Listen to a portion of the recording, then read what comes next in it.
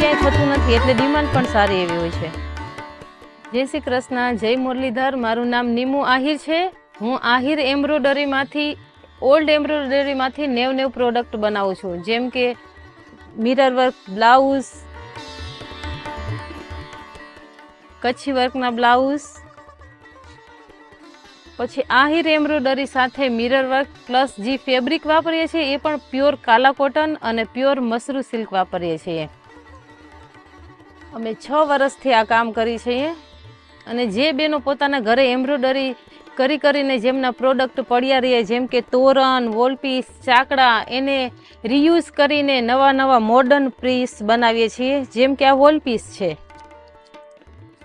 તો અત્યારે અમે આમાંથી દુપટ્ટા, બ્લાઉઝ, મોડર્ન ચણિયાચોળી એવી રીતના રિસાયકલ કરીને પ્રોડક્ટ બનાવીએ છીએ.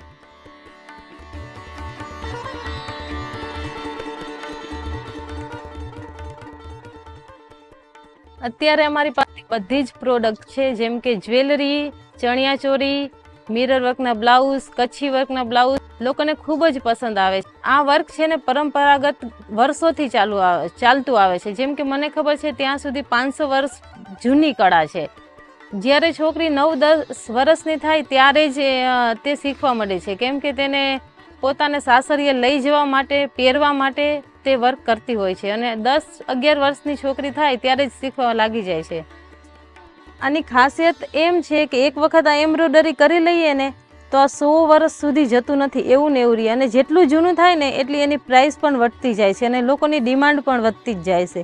જો કે હવે આ એમ્બ્રોડરી બહુ ઓછા કરે છે, હવે ધીમે ધીમે આ એમ્બ્રોડરીનું કરવામાં નથી આવતી, એટલે અમે જે જૂની એમ્બ્રોડરી હોય ને એને રિસાયકલ કરી અને એમાંથી નવી પ્રોડક્ટ બનાવતા હોય છે. હા, પહેલા કોટનનું કપડું લઈ એના ઉપર છપાઈ કરવામાં આવે છે, પછી મિરર લગાવવામાં આવે છે, પછી આ એમ્બ્રોડરી થાય છે. આ એક પીસ બનવામાં કમસે કમ 6 થી 7 મહિના લાગી જાય છે. હવે બ્લાઉઝ બનાવ્યું છે.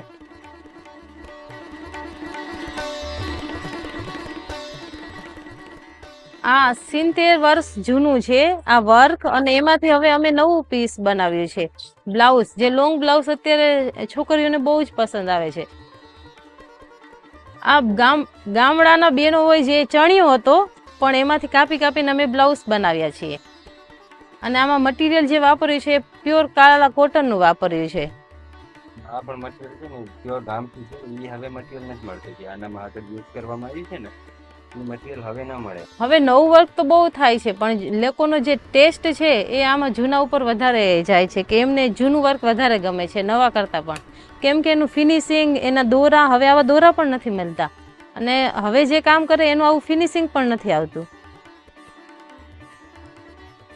હા, કાપડ પહેલાનું ગામથી છે, હવે આ કાપડ પણ જોવા ન મળે, એટલે લોકોનો ઇન્ટરેસ્ટ આમાં બહુ વધારે છે અને લોકો ખૂબ જ પસંદ કરે છે ઓલ્ડ એમ્બ્રોડરી.